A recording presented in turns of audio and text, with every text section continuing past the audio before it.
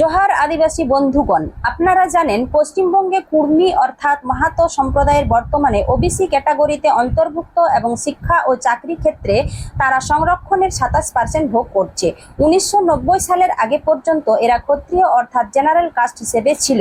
তাদের জন্ম, মৃত্যু, বিবাহ, পূজা পার্বণ সব অনুষ্ঠান হিন্দু ধর্মমতে অর্থাৎ ব্রাহ্মণ কেন্দ্রিক ছিল, এখনও আছে। এমনকি এরা নিজেদের উঁচু জাত প্রমাণ করার জন্য একসময় ব্রাহ্মণের ন্যায় পৈতা ধারণ করে অস্পৃশ্যতা প্রথাকে ইন্ধন জুগিয়েছিল, যা তৎকালীন সমাজ ব্যবস্থায় আদিবাসীদের কাছে এক ভয়ঙ্কর অভিশাপ এবং তাদের কাছে আদিবাসী ছিল অচ্যুত। কিন্তু এখন হঠাৎ করে কুর্মী অর্থাৎ মাহাতোদের আদিবাসী হওয়ার বাসনা জেগেছে। উদ্দেশ্য একটাই, দুর্বল আদিবাসীদের সংরক্ষণে ভাগ বসানো এবং তাদের জমি হড়প করা। সেই জন্য এখন নির্লজ্জভাবে হিন্দু সংস্কৃতি বর্জন করে আদিবাসীদের সংস্কৃতি নকল করতে শুরু করেছে। সব থেকে মারাত্মক আদিবাসীদের ক্ষতি করেছে সেটা হলো আদিবাসীদের ইতিহাস বিকৃতি। মাহাতো পদবীধারী কিছু কাল্পনিক চরিত্রকে খাড়া করে চুয়াড় বিদ্রোহ ও সাঁওতাল বিদ্রোহের নায়ক হিসেবে ইতিহাস রচনা করেছে, আর তার উৎসাহ দিচ্ছেন এখানকার শাসক দলের নেতা নেত্রী।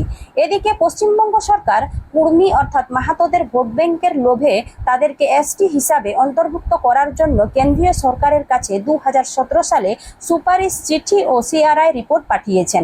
কিন্তু সেই রিপোর্ট অনুযায়ী কুর্মী অর্থাৎ মাহাতো সম্প্রদায় শিডিউল ট্রাইব হওয়ার শর্ত পূরণ করতে পারেননি।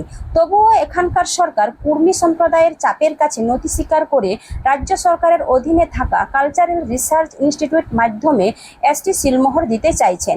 কুর্মীদের এসটি করার জন্য সিআরআই রিপোর্ট পরিবর্তন করার চক্রান্ত চলছে।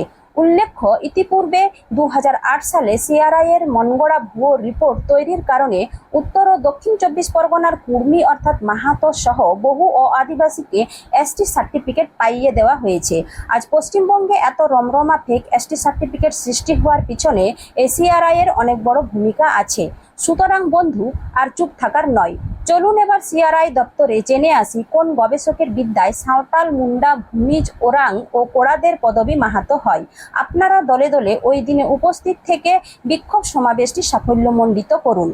জমায়েত স্থান কলকাতা সিআরআই অফিসের সামনে। তারিখ 27 সেপ্টেম্বর 2024। সময় 11:30। হুল উলগুলান জোহার। আহ্বানে united forum of all Adivasi organisation West Bengal.